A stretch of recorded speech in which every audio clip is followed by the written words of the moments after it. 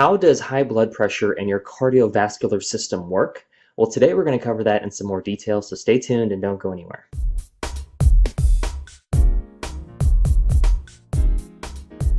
Hey, this is Lance McGowan, the Tropical Smoothie Guy, and today we're going to look inside the heart and look at all the layers of the arteries and see how blood flows and how it's affected by damage and inflammation and clotting and all that stuff. So we're going to cover that in the next section. Hey, it's the Tropical Smoothie Guy, and we're going to learn about high blood pressure in the cardiovascular system. So, this module presents four of the most common effects of high blood pressure on the cardiovascular system, and we'll just click on some of these icons and learn more about the conditions. But the normal aging process can cause the big elastic arteries to become stiff over time. This can increase blood pressure as the ventricles must pump harder to force blood out of the heart and into the arteries. High blood pressure can cause microscopic damage to the inner lining of the muscular arteries and lead to a starting place for atherosclerosis. When atherosclerosis is not stopped, it can lead to blocked coronary arteries and a possible heart attack, stroke, or peripheral vascular disease. High blood pressure can also cause the muscular walls of the ventricles to become thick and stiff, and this can lead to heart failure. So we're going to click on the first image here and see how high blood pressure affects your arteries and your heart. So the first one is elastic arteries.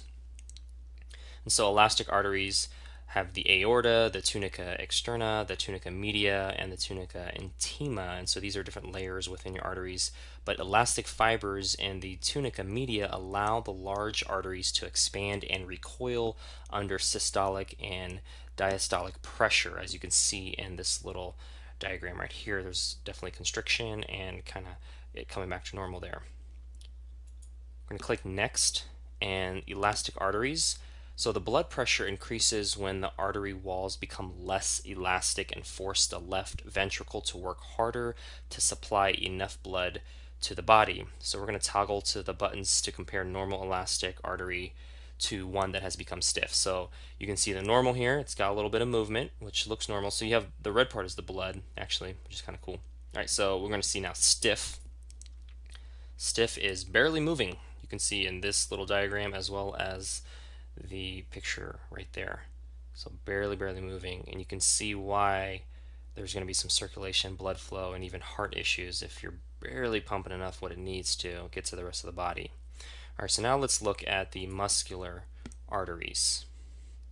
So you can see lots of layers here. Tunica externa, the external elastic membrane, tunica media, smooth muscle, internal elastic membrane, tunica intima, lots of layers to the arteries here to help your body get the blood flow going.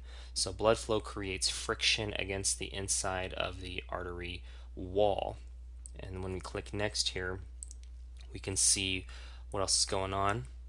So the internal elastic membrane stiffens, which is this layer right here. Friction and blood pressure cause damage to the tunica intima.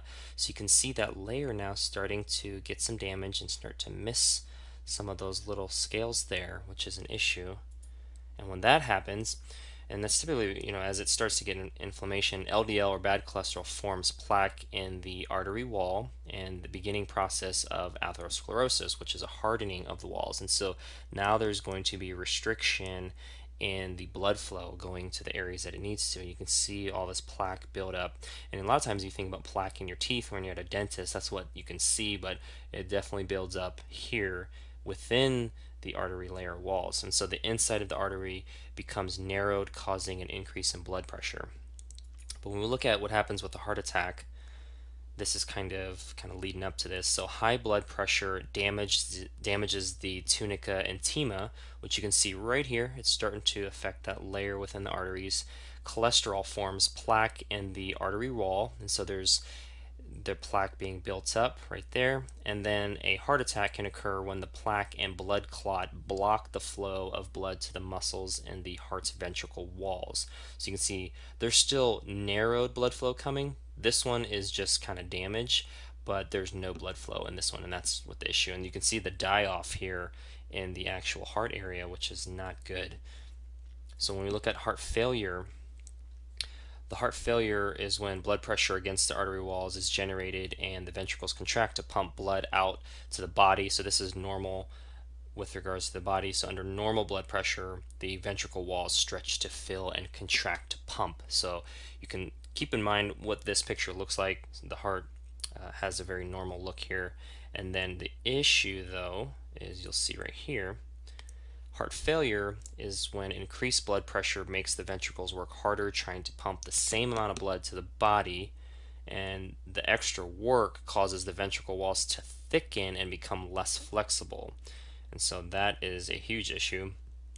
And so heart failure occurs eventually with the ventricles reduced in size, less blood is pumped out to the heart, and then the thickened, wow, the walls really thicken there. So the thickened, rigid ventricle walls reduce the size and volume of the ventricle, and this results in less blood being pumped out to the chamber. And so you can see how the picture of the heart now is looking a lot different in each. It looks like it got smaller right here, but the walls of it got thicker, which made it very hard to pump out the blood where it needs to, and it's a lot slower too. So when it comes to the cardiovascular system and high blood pressure, the elasticity of your arteries is a big factor in how well it's able to contract and move and get the blood going through everything properly. And also the many layers that are within your arteries and how, if they become damaged, that can affect the blood pressure over time as well. And it's also interesting to know the die-off that can happen in the heart if proper blood supply and oxygen and nutrients aren't given to the areas that need it the most.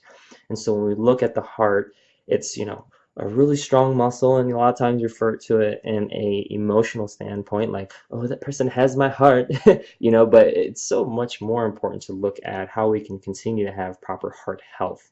And when we look at what is causing a lot of that blockage, or most of it, actually all of it, it's the actual buildup of plaque. And plaque is derived from cholesterol, and our body produces all the cholesterol we need. So if we're getting excess cholesterol, it's either because our liver is producing too much of it, which would probably be more of a genetic predisposition, but I'd like to know what percent that is before I can actually draw any conclusions on it. But the real thing is, what am I getting my cholesterol from outside of myself? And the only thing that contains cholesterol outside of our own body is animal proteins or animal products, meat, dairy, eggs, seafood, things like that. And so it's important to look at the consumption of those and how those are affecting our arteries over time.